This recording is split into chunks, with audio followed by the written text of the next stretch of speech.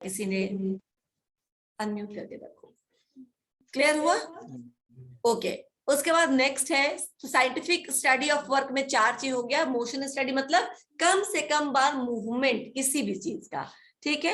इसीलिए आजकल प्रोसेस में देखते हो कि काम एक जगह से शुरू होता है और धीरे धीरे धीरे सीधा पैकेजिंग की तरफ, कोई बैकवर्ड मूवमेंट नहीं होता है, राइट। सीधा एक तरफ मूवमेंट होता जाता है और बढ़ता जाता है।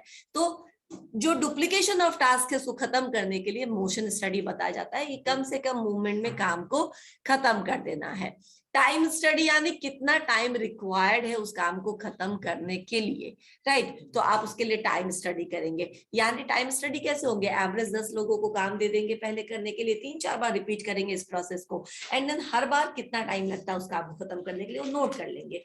वो एवरेज टाइम आपका स्टैंडर्ड टाइम हो जाएगा। समझ में आया? मतलब मैंने 5 लोगों को काम दिया, एक बार में वो 5 लोग 1 घंटे में कर लेते, किसी बार में 1.25 घंटे में कर लेते, किसी बार में 50 मिनट में कर लेते, किसी बार में 45 मिनट्स में करते। अब हम इसको जोड़ करके 5 से डिवाइड कर देंगे तो एवरेज टाइम निकल जाएगा। That average time become standard time. मतलब लगभग इतने देर में ये काम खत्म किया जा सकता है, क्योंकि एक नॉर्मल, बहुत जीनियस और बहुत लोएस्ट की बात हम नहीं करेंगे। एवरेज आदमी इस काम को एवरेज इतना टाइम में खत्म करता है। That become the standard time for that particular task, है ना। तो टाइम आपने डिसाइड कर दिया। और फटीग मतलब कितने देर के काम के बाद अंतराल चाहिए, ब्रेक चाहिए, ठीक है ना। क्योंकि लगातार 8 घंटे तो कोई काम नहीं कर सकता, तो बीच में एक ब्रेक चाहिए। लंच ब्रेक हो सकता है आधे घंटे का, 1 घंटे का।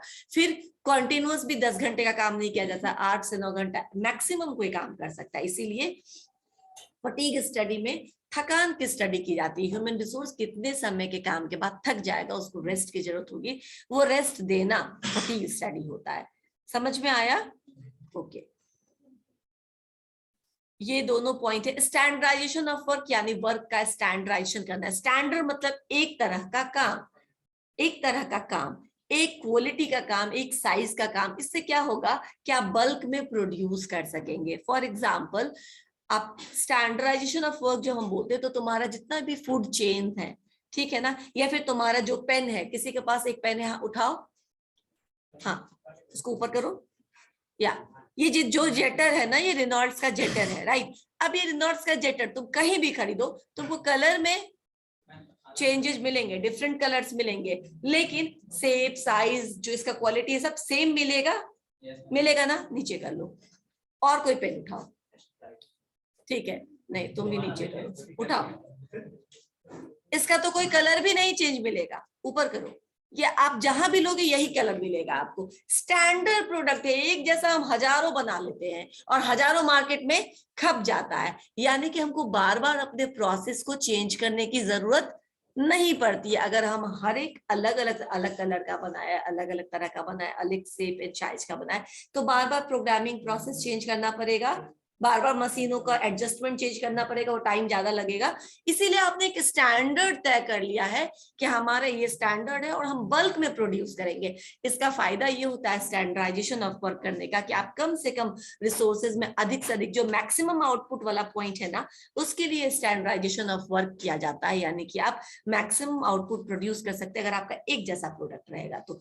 मैंने एग्जाम्पल में इसीलिए मैं कभी कभी बताती हूँ बच्चों को कि अगर आपके घर में लोग एक जैसा खाने वाले हैं, यानी कि सिर्फ रोटी, सिर्फ चावल, या सिर्फ पूरी, या सिर्फ पराठा, काम सिंपल हो जाता है। लेकिन सबके अलग अलग नखरे हैं, तो क्या हो जाएगा, जो काम करने वाला वो निहायत ही परेशान हो जाता है। खिलाना तो 4 ही आदमी को है, लेकिन किसी के लिए रोटी बनाओ, किसी के लिए पूरी बनाओ, किसी के लिए चावल बनाओ, किसी के लिए पराठा बनाओ। उस पर से भी मेरे घर में तो एक और स्पेसिफिकेशन आता है, कम तेल वाला पराठा। पराठा खाना है तो सीधा सीधा खाओ, ये कम घी वाला पराठा क्या होता है, राइट। रोटी खाओ फिर, राइट। तो इतने स्पेसिफिकेशन में क्या हो जाता है, काम स्लो हो जाता है। अलग अलग डो बनाना, अलग अलग तरीके से, कभी कढ़ाई गरम करो, कभी पैन गरम करो, होता है ना। It takes a lot of time. क्यों? क्योंकि योर प्रोडक्ट इज डिफरेंशिएटेड, अलग अलग प्रोडक्ट है। अगर एक ही रहता तो कम एनर्जी, कम समय और जल्दी काम। जब ये 4 लोगों को, 10 लोगों को सर्व करने में हम इतना तंग हो जाते हैं, होता है ना कभी कभी, क्योंकि बहुत ज्यादा मेहनत और टाइम लग जाता है, होता है। तो जहां पे हम 10-20 हजार चीजों को प्रोड्यूस करने की बात करें, वहां कितना फर्क पड़ता होगा इससे। इसीलिए एक टाइप का प्रोडक्ट बल्क में हम निकालेंगे, बल्क में बेचेंगे हम, पर जो पर हेड होगा, पर यूनिट होगा, वो हम प्रॉफिट थोड़ा कम कमाएंगे, लेकिन वॉल्यूम इतना बिकेगा कि सब एडजस्ट हो जाएगा। समझ में आया? हम एक पेन पे 2 ही रुपया प्रॉफिट कमाएंगे, लेकिन हम एक दिन में 200 पेन बेचेंगे, तो आपका प्रॉफिट होगा ना। चलो, इसका अपोजिट एक होता है कस्टमाइज्ड प्रोडक्ट। कस्टमाइज्ड प्रोडक्ट यानी कि आपके स्पेसिफिकेशन से बनाया जाएगा, तुम जैसा बोलोगे वैसा हम बनाएंगे, तो वो स्लो प्रोडक्शन होगा। वैसे प्रोडक्ट जो कस्टमाइज्ड होते हैं, जो कम बनाए जाते हैं, जो एक जैसे स्टैंडर्ड नहीं होते हैं, आपके हिसाब से, आपके हिसाब से, आपके हिसाब से अलग अलग बनाया गया है, वो प्रोडक्ट थोड़े ज्यादा एक्सपेंसिव होते हैं। तो उसमें कैसे प्रॉफिट कमाते हैं कंपनी वाले? क्योंकि बनाते तो कम है, तो कम बेचते होंगे तो कम प्रॉफिट होता होगा उनको, लेकिन नहीं होता है। उनका जो प्राइस होता है, उनका कॉस्ट मार्जिन जो होता है, प्रॉफिट मार्जिन, वो हाई होता है। तो वो 4 यूनिट का 1 से कमा लेते हैं, 100 यूनिट का 1 से कमा लेते हैं। समझ में आया? तो दोनों को प्रॉफिट हो रहा है, किसी को ज्यादा वॉल्यूम बेच करके, किसी को ज्यादा पैसा प्रॉफिट मार्जिन ऐड करके। स्टैंडर्डाइजेशन समझ में आया? एक जैसा प्रोडक्ट तो कम रिसोर्सेज में आप अधिक से अधिक प्रोड्यूस कर सकते हैं, मैक्सिमम आउटपुट अचीव हो सकता है आपका, क्योंकि आपका सब कुछ इंटैक्ट है, टेक्निक सेम है, प्रोसेस सेम है, प्रोडक्ट सेम है, रॉ मटेरियल सेम है, एक जैसा प्रोडक्ट निकल रहा है। हजारों निकालो और मार्केट डिमांड को फुलफिल करो। करेक्ट? ठीक है। Scientific task planning. Scientific task planning मतलब एडवांस में प्लानिंग करना। समझ में? एडवांस में प्लानिंग आप क्या करोगे, तो क्या काम करना है। जब आप साइंटिफिक स्टडी ऑफ वर्क कर लोगे तो आप आराम से, आपको टाइम पता है, आपको कॉस्ट पता है, आपको मेथड पता है, मूवमेंट ऑफ रिसोर्सेस मालूम है, तो आप क्या कर सकते हैं, साइंटिफिकली प्लान कर सकते हो कि कौन करेगा, कब करेगा, कहाँ करेगा, क्या करेगा और कैसे करेगा। जब इन सब चीज का आंसर हम प्रोसेस शुरू करने से पहले हमारे पास रहता है, दैट मीन्स हमारा जो काम करने का तरीका है वो साइंटिफिक प्लानिंग पर बेस्ड है। समझ में आया? एंड डिफरेंशियल वेज सिस्टम, जो आप लोग बोलो कि मैम आपने नहीं बताया, मैं वो समझा देती हूँ। सिंपल शब्दों में समझ लो, डिफरेंशियल वेज सिस्टम क्या होता है कि कोई कुछ बोल रहा है, कोई मुझे कोई क्या बोल रहा है? मनीष क्या बोल रहा है वो? हाँ, मैंने वो बताया था कस्टमाइज प्रोडक्ट, तो बताया तो था तुम्हें तब, तो मैंने स्टैंडर्डाइजेशन। नाउ लिसन, ओके, ये मैंने सही बोला था, वो कस्टमाइज प्रोडक्ट के लिए होता है वो। मैं एग्जांपल देती हूँ ताकि तुम्हें बात समझ में आए।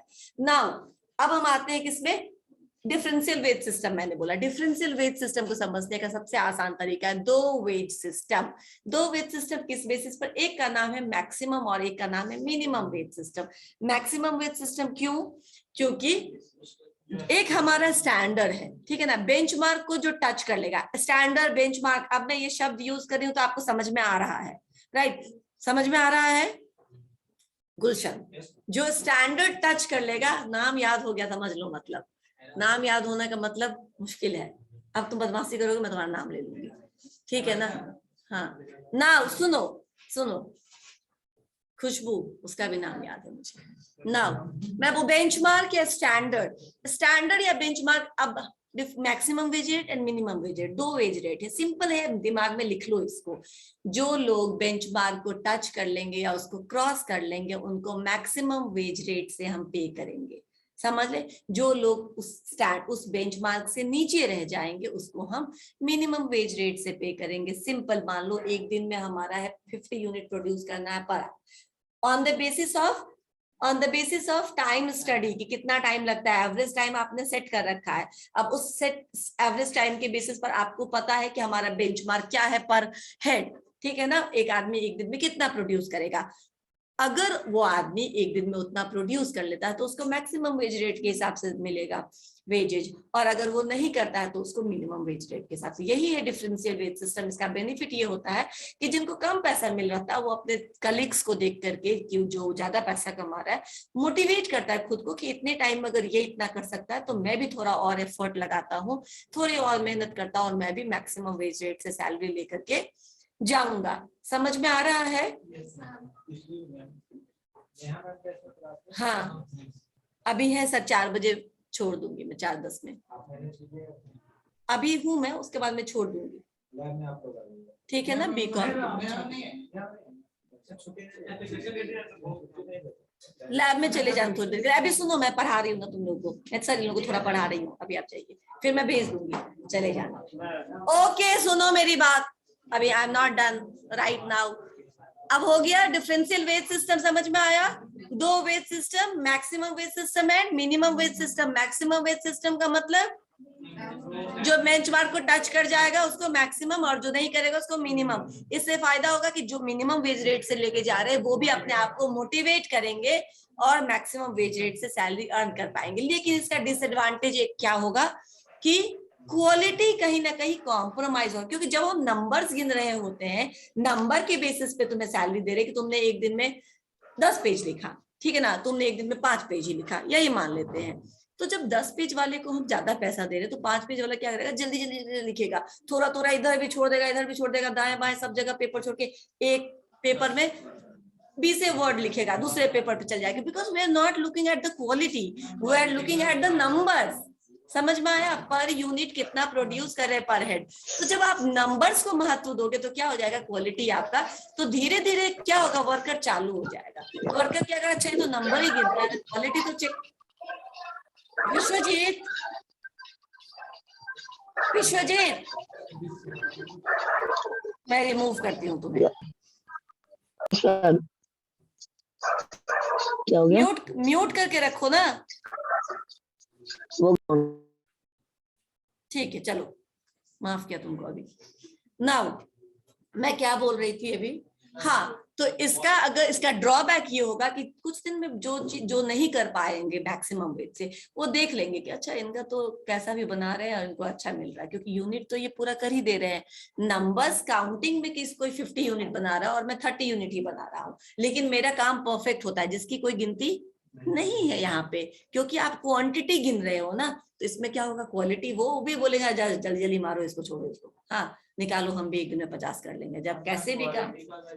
तो क्वालिटी क्या हो जाएगा उसमें, आपका बेकार हो सकता है, क्वालिटी आपका ओवरलुक किया जा सकता है, इग्नोर किया जा सकता है। तो ये इसका डिसएडवांटेज है डिफरेंशियल वेज सिस्टम को। समझ में आया? स्टैंडर्ड प्रोडक्ट के साथ भी आप क्या है, क्वालिटी तो आपको देना है ना, लेकिन आप जल्दी जल्दी में क्या करते हैं, क्वालिटी को आप इग्नोर कर देते हैं। तो ये इसका एक बहुत बड़ा डिसएडवांटेज है, right? Mental revolution same like cooperation. जो मैंने बताया था, कोऑपरेशन क्या है, एक प्रिंसिपल है, और मेंटल रिवॉल्यूशन क्या है, टेक्निक है।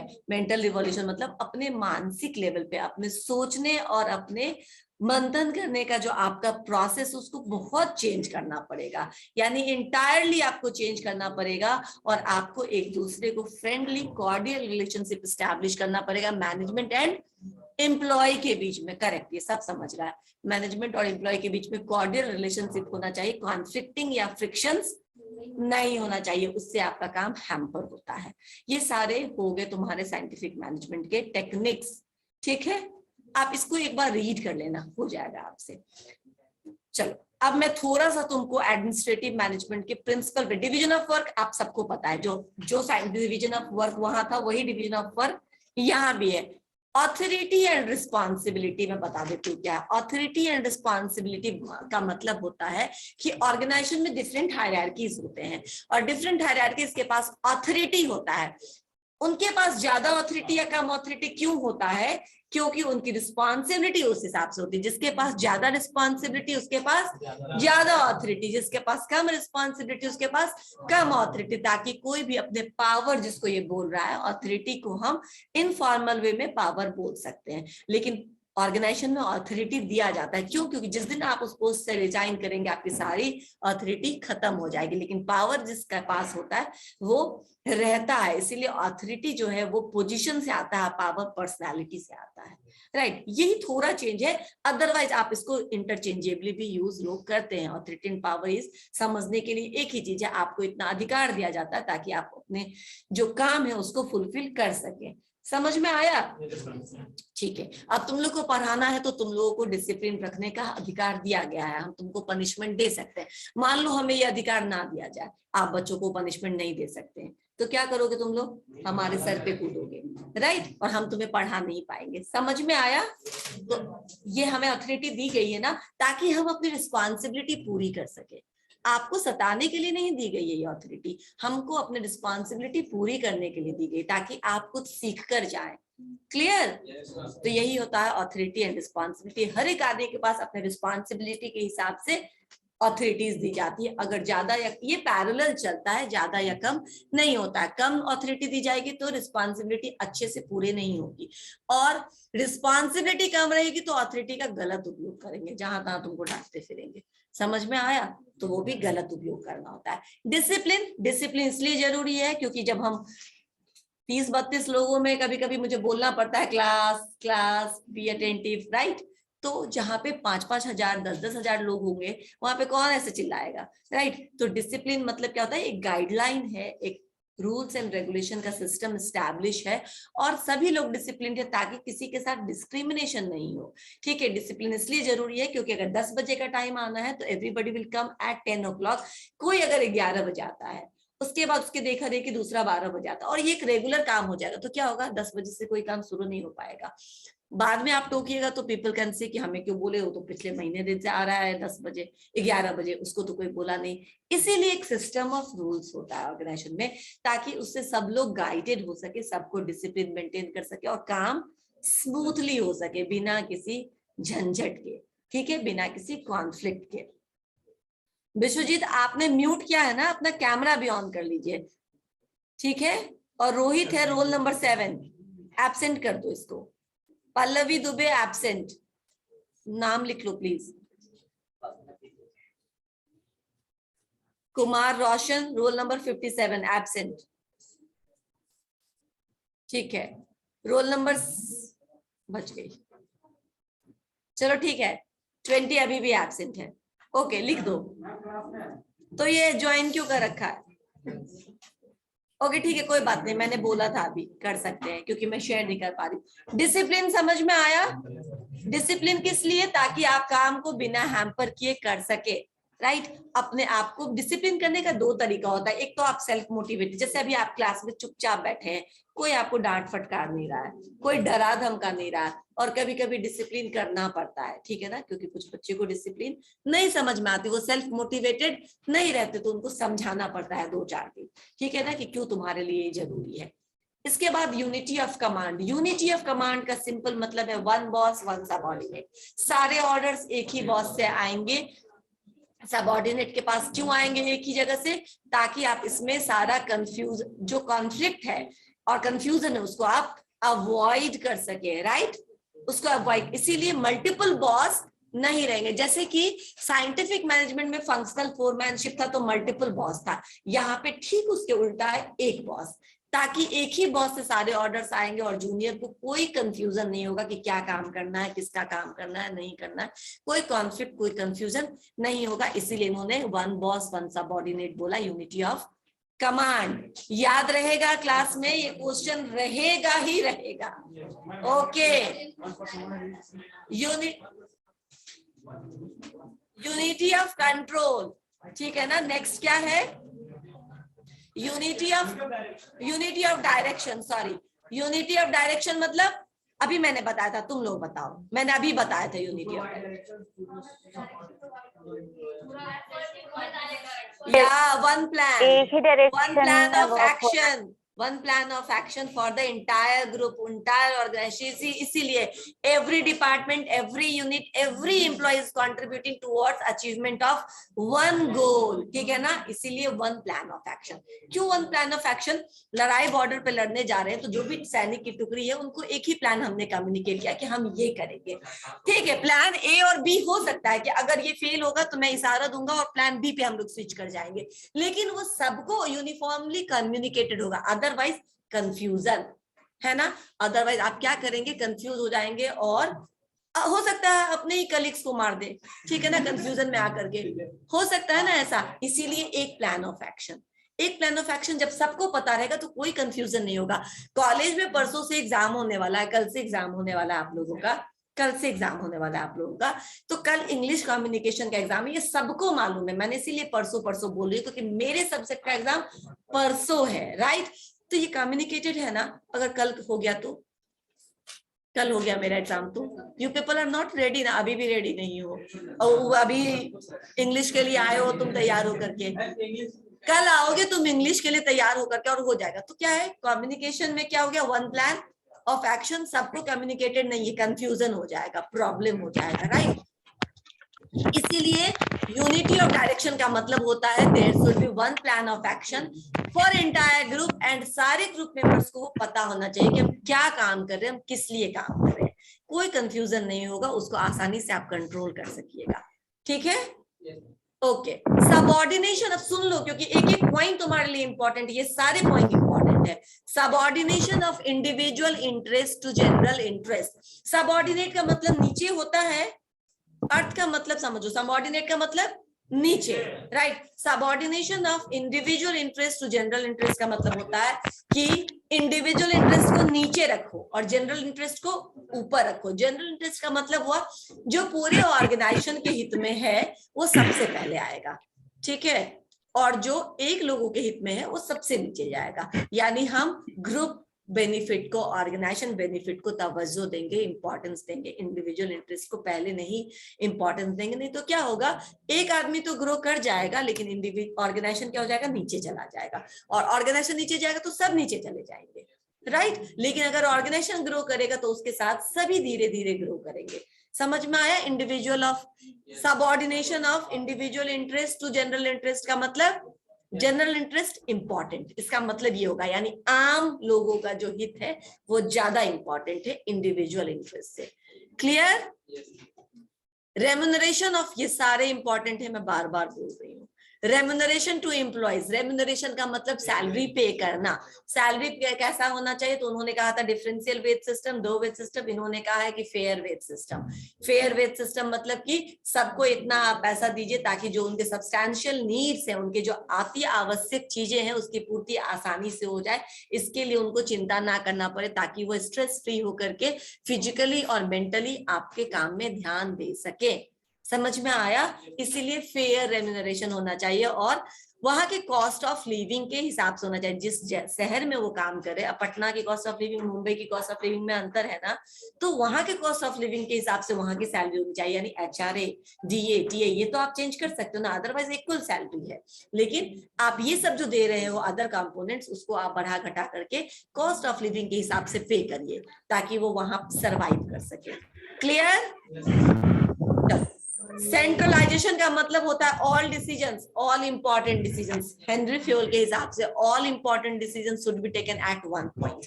रेस्ट अदर डिसीजंस जो बहुत इंपॉर्टेंट नहीं, जो सेकेंडरी डिसीजंस हैं, जो छोटे छोटे डिसीजंस हैं, आप एक मिनट म्यूट करो ना, किसका अनम्यूटेड है? कितना प्रॉब्लम होता है पढ़ाने में ऐसे। और किसी का भी, कोई भी ऑनलाइन स्टूडेंट का मैं अटेंडेंस नहीं बनाऊंगी आज, सिवाय 24 और 6 के। बिट्टू ऐसे तुमने भी ऑफ किया था थोड़ी देर पहले। 25, 6 एंड 60 बस इतने ही प्रेजेंट है, सबको एब्सेंट कर देंगे। उसके बाद लिख लो। मैम मैं भी नहीं 60 बोल दिया मैंने, दैट्स इट, क्योंकि सारे बच्चों का ये ऑफ है। नहीं मैम, नहीं क्या? मैं भी देख नहीं रही थी क्या? नहीं नहीं मत बोलो, सबका ऑफ है, मैं किसी का नहीं बनाऊंगी ना। सुनो, एग्जाम में कल मैं इस समय टाइम वेस्ट नहीं करना चाहती। सेंट्रलाइजेशन मतलब सारे इंपॉर्टेंट डिसीजन एक पॉइंट पे, और कम इंपॉर्टेंट डिसीजंस जो है वो अलग अलग लेवल पे, सबको थोड़ा थोड़ा अधिकार मिलना चाहिए ताकि वो अपने काम के हिसाब से डिसीजन ले सके। तो ये एक्चुअली डिसेंट्रलाइजेशन, लेकिन डिसेंट्रलाइज में कंप्लीट डिसेंट्रलाइजेशन होता है, यानी सारे डिसीजन हर लेवल पे लिए जा सकते हैं। लेकिन यहाँ क्या है, जो इंपॉर्टेंट डिसीजन है वो एक पॉइंट पे है, और जो कम इंपॉर्टेंट डिसीजन है वो अलग अलग लेवल पे है। क्लियर हुआ? किसी को कोई कंफ्यूजन सेंट्रलाइजेशन समझने में? हेनरी फ्योल के प्रिंसिपल में all important decisions eight one point, यानी टॉप लेवल मैनेजमेंट लेंगे। जो कम इंपॉर्टेंट डिसीजन है, जो ऑपरेशनल डिसीजन है, जो रोज रोज के प्रॉब्लम को सॉल्व करने के लिए आप लेते हैं, उसको आप अलग अलग लेवल पे ले सकते हैं, राइट। स्केलर चेन समझ लो, it is again important. Scalar chain is a formal way of communication. मान लो ABCD 4 लेवल है काम करने वाले, तो D A से बात करना चाहता है तो डायरेक्ट नहीं जाएगा। कैसे जाएगा? A B पहले C फिर B, सब आता है तुमको, तुम लोग बस टाइम पास कर रहे हो। एंड देन C फिर A के पास जाएगा जो नॉन कॉमर्स बैकग्राउंड के हैं। आपको समझ में आ रहा है? आ रहा है? हल्का हल्का मैम, ABCD में D जाएगा। सुनो ना ध्यान से, क्यों हल्का हल्का आ रहा है, ध्यान से सुनो। Scalar chain is a formal method of communication class, formal method of communication, जहां पे अगर डी को ए के पास जाना है तो D will come to C, C will come to B and B will come to A, right. सबको पता है कि ए और डी के बीच में क्या बात हुई, ए ने डी को कौन सा काम बोला, डी ने क्या रिपोर्टिंग की ए को। इसमें ट्रांसपेरेंसी है और इसमें सब क्लियर है, तो आप यूनिटी ऑफ कमांड कर सकते हो ना, क्योंकि आपको पता है कि ए किस काम में बिजी है ना, क्योंकि बी एंड सी भी जानता है इस बात को कि तो वो कोई काम नहीं देगा ए को। लेकिन इमरजेंसी सिचुएशन में आप क्या कर सकते हो, स्केलर चेन को क्रॉस कर सकते हो, आप डायरेक्ट जो डी है वो ए से बात कर सकता है इमरजेंसी सिचुएशन में। वो नाम भी मैं बता रही हूँ उसको, gang plank. Gang plank communication बोलते हैं इमरजेंसी कम्युनिकेशन को, जहां पे आप ये जो लाइन है, ये जो चेन है, उसको आप ब्रेक कर सकते हो। तो formal way of communication scalar chain, जहां एक एक पॉइंट पे जाके जाएगी नहीं समझ में आ रहा। तो सुनो मैं फिर से बता रही हूँ, मान लो ABCD 4 लोग हैं, ए टॉप पे है और डी सबसे नीचे है, ठीक है, समझ में आया अभी। तो डी को अगर ए से बात करना पड़ेगा तो डी पहले कहां जाएगा, सी के पास जाएगा, फिर सी बी के पास जाएगा और तब जाके ए के पास जाएगा। बीच में जितने भी माध्यम है सबसे बात करता हुआ जाता है वो टॉपिक लेवल पे। फिर ए को अगर डी से बात करना है तो वो भी इसी तरह एक एक को होते हुए आए। तो कम्युनिकेशन लूप में सारे लोग आ जाते हैं जो ऑर्गेनाइजेशन में बीच में फॉल करते हैं, ताकि ट्रांसपेरेंसी बने रहे और ताकि यूनिटी ऑफ कमांड को पूरा किया जा सके। लेकिन मैंने कहा गैंग प्लैंक एक कम्युनिकेशन है जो कि इमरजेंसी सिचुएशन में यूज होता है। अगर आपके पास बहुत ज्यादा टाइम नहीं है और आपको कुछ इंपॉर्टेंट डिसीजन लेना है तो आप इस चेन को ब्रेक करके डायरेक्ट भी बात कर सकते हैं। तो मैं नहीं समझ में आ रहा तो मैं एक शेयर कर देती हूँ, ये भी तुम देख लो डायग्राम।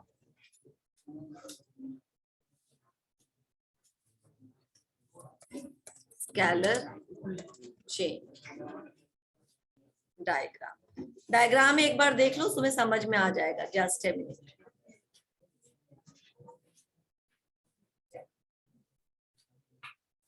ये लो ऑनलाइन स्टूडेंट, आपको ये डायग्राम दिख रहा है, ये डायग्राम देखो, दिख रहा है? Yes ma'am. ओके, यहाँ पे देखो ए दूध बी, जा रहा है मैम, बाद में कर सकते हैं क्लास में। क्या कौन बदतमीज? कौन है क्लास में? एक मिनट, मैम एक अननोन नेम से भी है, अजीब सा नेम है मैम, वही कब से अनम्यूट है तो आई थिंक वही डिस्टर्ब अच्छा जस्ट ए कर मिनट, रहे हैं।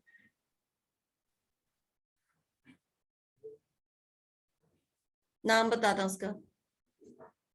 मैम उसके नेम के आगे लिखा हुआ है चचा विधायक है। ये कोई मैम चाचा विधायक वाला कोई स्टूडेंट है? कौन है ये?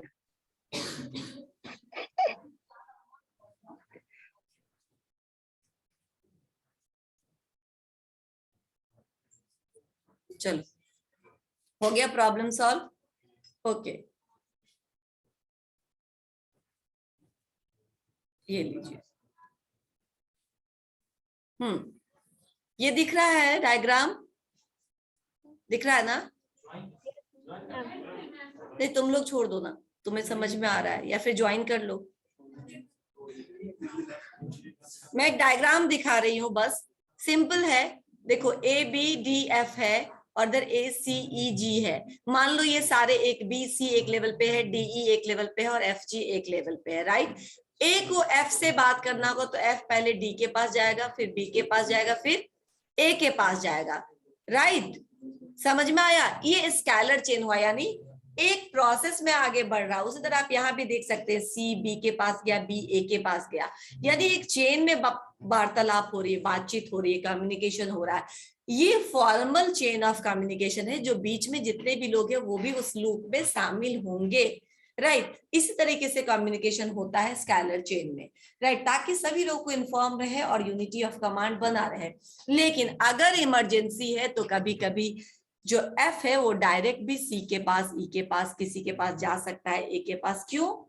क्योंकि इमरजेंसी में इतना, ये जो स्केलर चेन है थोड़ा टाइम टेकिंग प्रोसेस है और इमरजेंसी सिचुएशन में गैंग प्लैंक यूज करते हैं। अगर टाइम कम रहे और इमरजेंसी में आपको डिसीजन लेना है तो आप डायरेक्ट बात कर लीजिए और क्या हो जाएगा, आपका काम हो जाएगा। लेकिन ये सिर्फ इमरजेंसी में यूज करना है। क्लियर हुआ? ठीक है, यही मैंने आपको बताया है। ओके, नाउ अब हम लोग वापस से इतना ही एक्चुअली इसमें इंपॉर्टेंट था, लेकिन मैं थोड़ा सा देख लेती हूँ और क्या है।